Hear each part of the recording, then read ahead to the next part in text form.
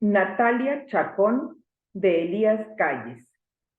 En las costas occidentales de la patria, en el puerto de Mazatlán, que se adormece con los zumbos de las olas altas, vino a la vida el 1 de diciembre de 1879 una niña a quien se le impuso el nombre de Natalia. Era hija del mazatleco don Manuel Chacón y de doña Ventura Amanelas, oriunda del puerto de Guaymas, Sonora. Circunstancias de familia hicieron que la niñez y la juventud de la pequeña se vincularan al desenvolvimiento de Guaymas, en donde conoció y mitigó la soledad de un maestro de escuela 2 años mayor que ella. Plutarco Elías Calles, que se adelantaba tentaleando en la vida un camino sin rumbo, alimentado por ansias pedagógicas y burocráticas que, a la postre, se trocaban en el señuelo de gananciales comerciales que habrían de sacarle de las limitaciones por las que había pasado desde la infancia. Ella estaba a punto de cumplir 20 años y él 22, 1899, cuando decidieron unir sus destinos. Celebraron en Guaymas su himeneo y con la llegada de los primeros hijos aumentaron en el padre las responsabilidades materiales y en la madre la firmeza de una ruta que habría de seguir hasta alcanzar la felicidad, la prosperidad de su hogar y de sus hijos. Decidió acercarse a sus parientes, a sus tíos y a sus medios hermanos, y ella le animó con el deseo de dejar el puerto y encontrar en Hermosillo, en Fronteras, en los malabares de la política, las bases en las que su esposo se apoyara hasta sobresalir. Fueron años de agitación, en los que lentamente se dio el porfiriato hasta entregar el poder público a la revolución, y en 1911 la situación política de Sonora fincó sus esperanzas en José María Maytorena, gobernador para el cuatrienio de 1911 a 1915, y en el ingeniero Eugenio H. Gallou como vicegobernador durante ese mismo periodo. El maestro Calles fue designado comisario de la plaza fronteriza de Agua Prieta. Como esposa y como madre, se felicitó al establecer su hogar en una población en donde el comercio nacional e internacional se dan la mano y en donde, no sin zozobras, el comisario se transformó en el teniente coronel de las fuerzas revolucionarias sonorenses, llegando por propio mérito a jefaturar el tercero de Sonora, a asumir la comandancia militar del Estado, a responsabilizarse durante 1915 de la defensa de Naco y Agua Prieta en contra de Maytorena y de Villa, a lucir el uniforme de general de brigada y a desempeñar el gobierno preconstitucional de Sonora durante 1917 a 1919, a ocupar la cartera de Industria, Comercio y Trabajo en el gabinete presidencial de don Venustiano Carranza desde el 21 de mayo de 1919 al 4 de febrero de 1920, a jefaturar el plan de Agua Prieta el 23 de abril de ese año y hacerlo triunfar antes de 40 días después, a desempeñar la Secretaría de Guerra y Marina del 3 de junio al 30 de noviembre de 1920, a dirigir la política desde la Secretaría de Gobernación en el gabinete del presidente Obregón a partir del 1 de diciembre de 1920 hasta el 1 de septiembre de 1923, y tras de una campaña político-electoral de más de un año, llegar a regir los destinos del país como presidente constitucional de los Estados Unidos mexicanos durante el cuatrienio que principió el 1 de diciembre de 1924.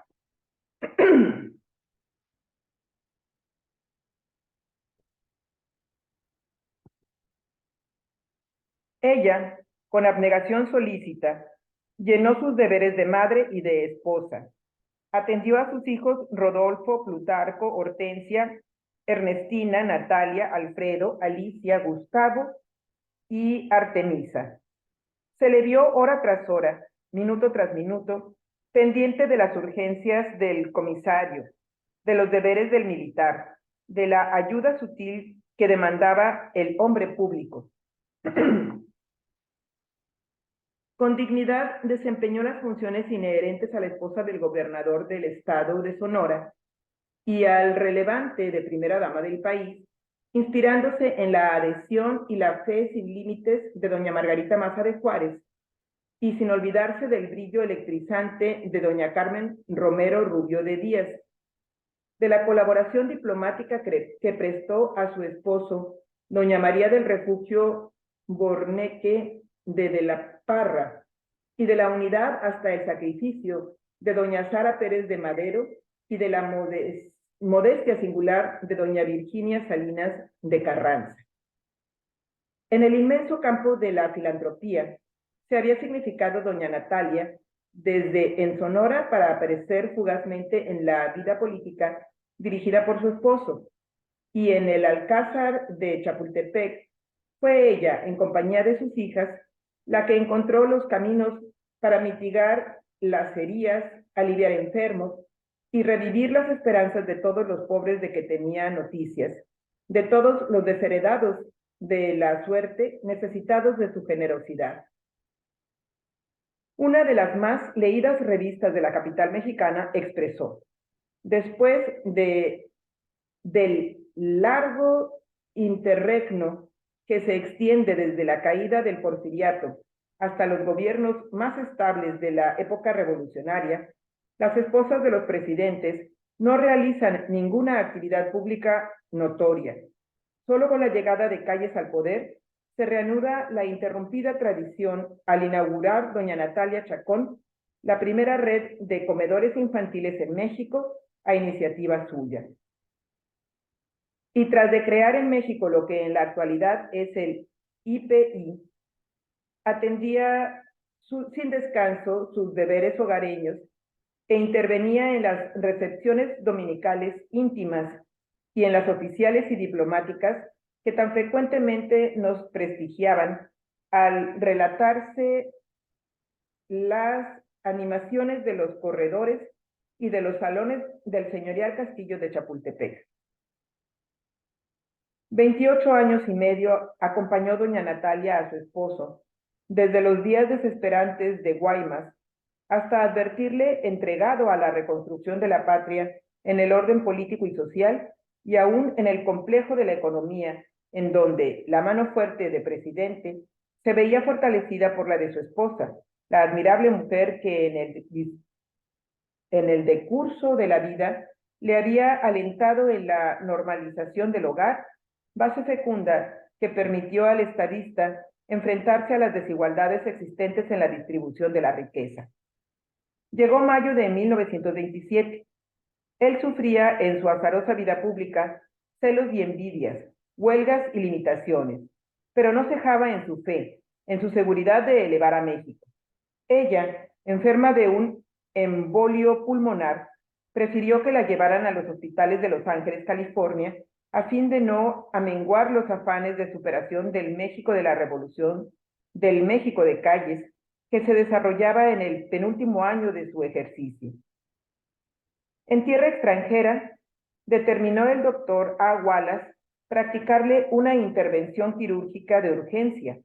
y el día 22 la intervino en el hospital Calif Lutz, en donde, al siguiente día, el parte médico afirmaba cómo, dentro de la gravedad de su estado, la cirugía había logrado una mejoría satisfactoria. 5 días más tarde, el 28 de mayo, desmejoró la paciente por una anormalidad de la vesícula, y tras de constantes alarmas durante otros 5 días más, a las 3:15 de la tarde del 2 de junio, exhalaba el último suspiro en medio de la desesperación de los suyos y de la pena incontenible del pueblo mexicano, que estaba compenetrado del valimento de sus virtudes. Nuestra Cancillería hizo las gestiones debidas para que sus despojos volvieran a México, a fin de depositarlos en eterno reposo en la cripta de la familia Elías Calles Chacón, en el Panteón de Dolores.